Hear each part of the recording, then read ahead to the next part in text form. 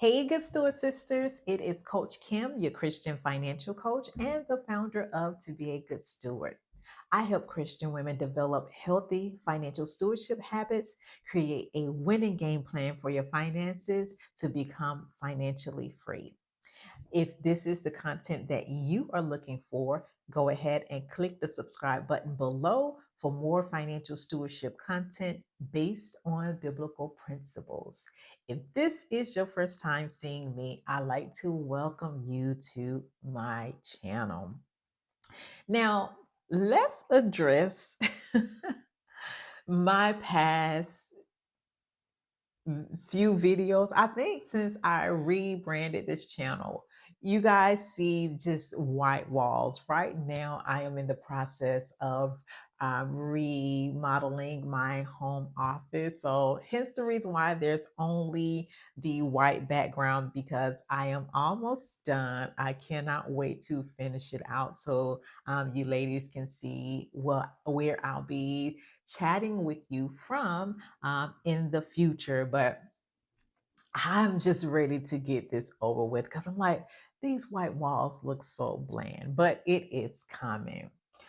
In this video, y'all, I want to talk about one of my favorite principles when it comes to becoming financially free, and that is budgeting. I feel like budgeting is so important when you are developing healthy money habits. But do you know there's many people that actually budget with shame? And I'm gonna go more into details about that. If you are that person and your budget only works for 2 weeks and then you quit, this is why. Because it's not that you're just being irresponsible with your money. It is not that, you're just like, oh, well, I don't care. And it's definitely not that you're just bad with money. Okay. Let's address the elephant in the room. Let's address the real issue. You're trying to manage your money while carrying shame. You're like, wait, what are you talking about carrying shame? Money shame actually sabotages every system that you're trying to build. Okay. So let's just be honest for a moment. You start budgeting strong, you're motivated, you're focused, you're ready, you're telling yourself, yo, this is my month. I'm going to get it right. Then life happens. You overspend, you forget to track something, an unexpected expense occur. We know that happens. And suddenly you don't even want to look at the numbers anymore because it has just gone outside of the margin that you had already set. So what do? You avoid it. You shut down. You quit. And it's not because you can't do it. It's because this is now starting to feel heavy to the point you don't even want to do it no more. You've blown your budget. You've had it all planned perfectly, but now with what just happened, you don't even want to continue. You like, forget it. I tried. So let's just speak the truth, okay? You don't struggle with budgeting because you're bad with the money. You're feeling shameful because you overspent in the past. Overspent in the past. I said overspent. You overspent in the past. You've made financial mistakes that you wish that you could undo. Okay. We've all done that. And you're not fully understanding what you're really doing when it comes to your budget. And if you're really honest about it, there's a quiet thought in the back of your head. You're like, you know what? I should be further along than where I am right now. And that thought alone will make you feel like Every mistake that you make in your finances is proof that you're failing, and the devil is a lie. That is not the truth. Shame does not produce stewardship. Shame produces avoidance. And you cannot manage what you keep avoiding. So let's bring it back to the word of God. Luke chapter 16, verse number 10 says that if you are faithful in a little, then you're going to be faithful with much. All right. Notice what the scripture says.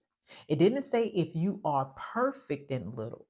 It says that if you are faithful, that means showing up even after you overspend. That means looking at your budget even when it's uncomfortable, staying consistent when it's not perfect. God isn't asking you to do everything right. He understands, he knows.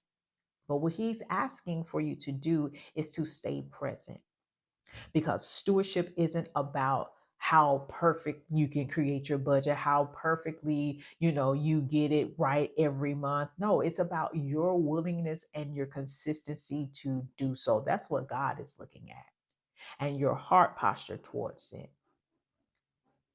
So let's just think about how you're looking at the situation.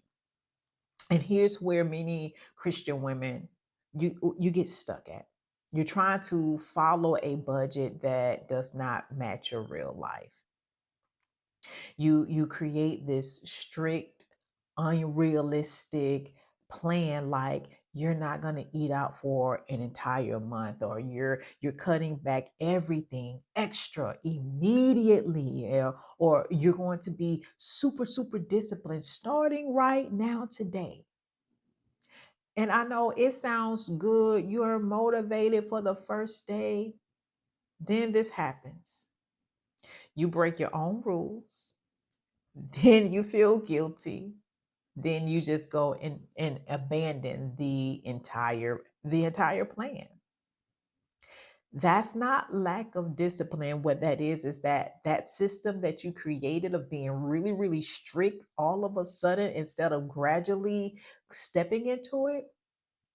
The system that you just jumped off the porch and created and tried to align it with your finances, that system doesn't fit your life.